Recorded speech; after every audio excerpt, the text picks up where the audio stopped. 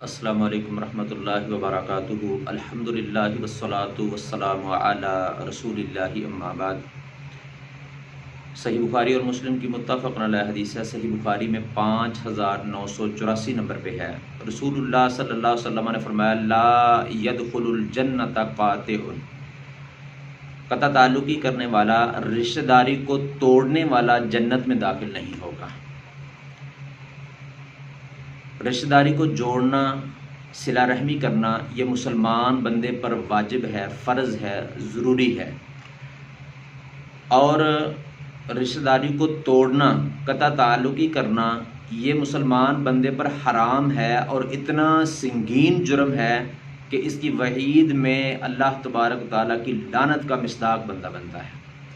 چنانچہ سورہ محمد میں آیت نمبر 22 اور 23 ہے، اللہ تبارک و تعالیٰ فرماتے ہیں، فَهَلْ عَصَيْتُمْ إِن تَوَلَّيْتُمْ أَن تُفْسِدُوا فِي الْأَرْضِ وَتُقَطِّعُوا أَرْحَامَكُمْ، پھر یقیناً تم قریب ہو کہ تم حاکم بن جاؤ کہ زمین میں فساد کرو اور اپنے رشتوں کو بری طرح توڑ دو۔ أُولَٰئِكَ الَّذِينَ لَعَنَهُمُ اللَّهُ فَأَصَمَّهُمْ وَأَعْمَىٰ أَبْصَارَهُمْ، یہی وہ لوگ ہیں جن پر اللہ تبارک تعالیٰ نے لعنت کی ہے، پس انہیں بہرا کر دیا اور ان کی آنکھیں اندھی کر دیں۔ اور اسی طرح رسول اللہ صلی اللہ علیہ وسلم نے بھی بڑی سخت وعید، ایک تو یہ جو آپ کے سامنے صحیح بخاری کی حدیث پڑھی ہے کہ وہ جنت میں داخل نہیں ہوگا، اور یہ تو ہے اس کا اخروی زندگی کے ساتھ تعلق کہ وہ جنت میں داخل نہیں ہوگا، اس کو اس دنیا میں بھی سزا ملے گی۔ رسول اللہ صلی اللہ علیہ وسلم کی صحیح حدیث ابو داود میں 4902 نمبر پہ ہے، رسول اللہ صلی اللہ علیہ وسلم نے فرمایا، ما من ذنب اجدر ان يعجل اللہ تعالی لصاحبہ العقوبۃ فی الدنیا مع ما يدخر له فی الآخرۃ مثل البغی وقطیعۃ الرحم۔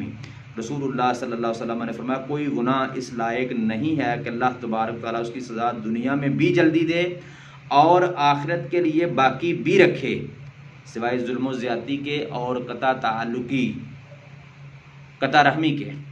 جو بندہ قطع تعلقی کرتا ہے، ظلم و زیادتی کرتا ہے، اس کو اللہ تبارک و تعالیٰ دنیا میں بھی سزا دیں گے اور اس کی سزا آخرت میں بھی باقی رہے گی۔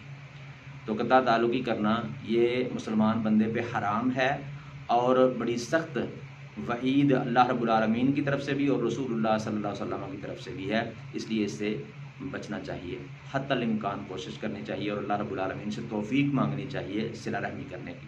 اللہ رب العالمین ہمیں توفیق عطا فرمائے۔